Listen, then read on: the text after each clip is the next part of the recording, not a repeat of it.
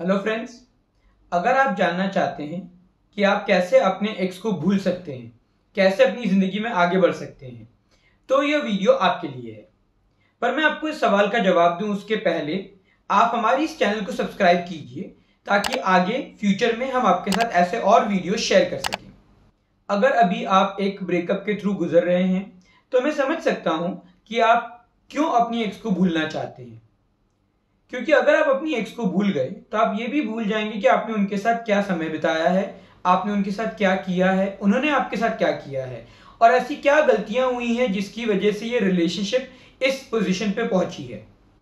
और अगर आप ये गलतियां भी भूल गए तो हो सकता है कि अपनी अगले रिलेशनशिप में यही गलतियां वापस से दोहराएंगे और शायद उस रिलेशनशिप का अंत भी वैसा ही हो जैसा इस रिलेशनशिप का है। क्या आप उस रिलेशनशिप में वापस से यही महसूस करना चाहते हैं, यही एक्सपीरियंस के थ्रू गुजरना चाहते हैं? Obviously the answer is no.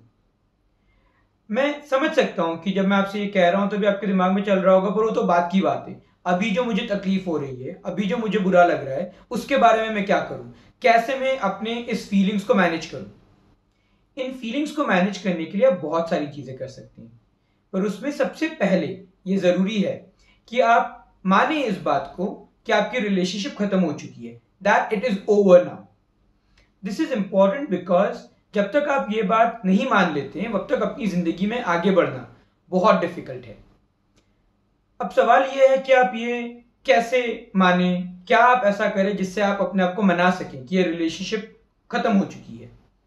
सबसे पहले, अगर आपके पास कोई भी चीज अपने एक्स की है जिन चीजों की वजह से आपको उनकी याद आती है, तो आप वो चीजें उन्हें वापस कर दीजिए या किसी और को दे दीजिए या उन चीजों को डिस्ट्रॉय कर दीजिए। साथ ही में एक डिस्टेंस मेंटेन कीजिए एटलीस्ट कुछ समय के लिए। कोई फोन कॉल्स नहीं, कोई टेक्स्ट मैसेजेस नहीं, व्हाट्सएप पे फॉलो नहीं, उनका स्टोरी नहीं चेक करना है, किसी भी तरीके से उनके बारे में खबर नहीं रखनी है। कुछ समय आपको अपने आप को देने की जरूरत है ताकि आपका मन इस नई रियलिटी के साथ एडजस्ट कर पाए।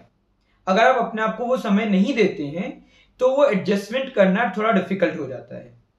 और इसका मतलब ये नहीं है कि आप उनसे कभी बात नहीं कर सकते हैं। हो सकता है कि फ्यूचर में आप अपने आप को इस तरीके से मैनेज कर पाए कि आप वापस से दोस्त की तरह रह सकते हैं, लेकिन उस पोजीशन में पहुंचने के लिए अपने आप को पहले कुछ समय देना बहुत जरूरी है। और जब आप ये डिस्टेंस मेंटेन करना चाहेंगे, जब आप उनकी वो सारी चीजें उन्हें वापस करने की कोशिश करेंगे, आपको थोड़ा बुरा लगेगा और वो स्वाभाविक है, क्योंकि जब एक रिलेशनशिप खत्म होती है, उस रिलेशनशिप के खत्म होने के बाद कुछ समय के लिए बुरा लगना एक नेचुरल फीलिंग है। उस सैड फीलिंग को, उस बुरी फीलिंग को अवॉइड करने की कोशिश मत कीजिए। ये जरूरी है कि आप उस फीलिंग को महसूस कर सकें, उस फीलिंग को एक्सेप्ट कर सकें, और उसके लिए आप 2 लेटर्स लिख सकते हैं। एक लेटर जो आप अपने आप को लिखेंगे, अपने उस पार्ट को जिसको बुरा लग रहा है उस ब्रेकअप की वजह से। समझिए आप वो लेटर लिख रहे हैं अपने एक दोस्त को, जो दोस्त का ब्रेकअप हुआ है। आप उनसे क्या कहेंगे, क्या बात करेंगे, ये इस एक लेटर में आप लिखेंगे। दूसरा लेटर अपने एक्स के लिए, जिनको आप वो सारी चीजें बोलना चाहते थे जो नहीं बोल पाए, वो सब चीजें आप इस लेटर में लिखेंगे। जो आप कहना चाहते थे, जो आप बताना चाहते थे, जो आपको लगता है गलतियां हुई हैं, जो आपको लगता है कि आप अलग तरीके से कर सकते थे, वो सारी चीजें, और जिस बारे में आपको उनके ऊपर गुस्सा है, वो सारी चीजें आप उस लेटर में लिख सकते हैं। इन दोनों लेटर को लिखने के बाद इन लेटर्स को फाड़ दीजिए या जला दीजिए या किसी और तरीके से डिस्ट्रॉय कर दीजिए। ये एक सिग्नल है जो आप अपने आप को दे रहे हैं कि अब आप आगे बढ़ने को तैयार हैं। इन लेटर्स को डिस्ट्रॉय करने के बाद भी अगर आपको लगता है कि आप इन फीलिंग्स को मैनेज नहीं कर पा रहे हैं, तो आप कुछ विजुअलाइजेशंस, मेडिटेशंस भी कर सकते हैं, स्पेशली क्लोजर से रिलेटेड।